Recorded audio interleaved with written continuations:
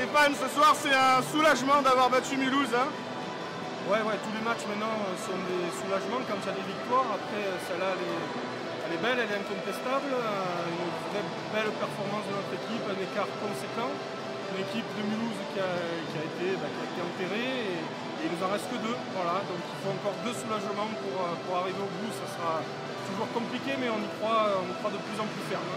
Oui, est-ce que c'était justement le plus dur des trois matchs qui avait à jouer encore? Non, je pense pas. Je pense je te l'avais dit, je crois, avant. Je crois que chaque fois, le suivant va être encore plus difficile. À Nancy, ça va être très compliqué. Contre Angers, à domicile également, surtout s'ils jouent encore leur maintien. Donc je pense qu'il n'y a aucun match facile. On les rend faciles parfois quand on les joue comme ce soir. Mais se dire que ça va être facile, c'est faux. Et bon, hier, ils n'en perdront pas un. Et donc il faut encore gagner les deux dans la souffrance. Bon, Jérémy, félicitations pour cette belle victoire. Bon, ce soir, le PAUC a pris le match par le bon bout et a su résister à la pression que lui mettait Mulhouse en début de match. Hein.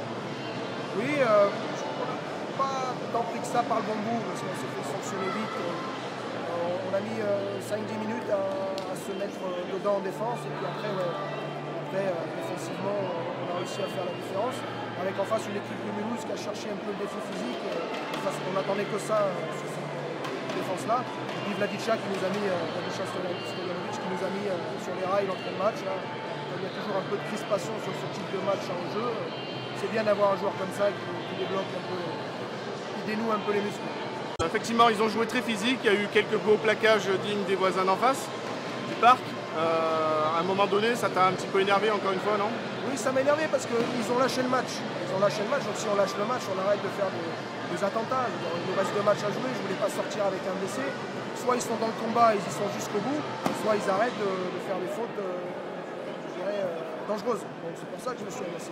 Après, peut-être qu'ils étaient fatigués, pas toujours lucides. Mais quand il y a 10 buts d'écart et qu'il reste 5 minutes, ça ne sert plus à rien d'envoyer. Est-ce que justement le manque de rotation qu'ils avaient, donc ils étaient à 12 ce soir encore une fois, ça a joué sûrement en leur défaveur? Forcément, mais ça joue. Ça joue pas forcément uniquement sur ce match-là, ça joue sur les matchs qui ont précédé, ce qui fait que maintenant ils sont peut-être plus fatigués que nous le sommes. Mais notre stratégie depuis le début elle n'a pas changé par rapport à ça.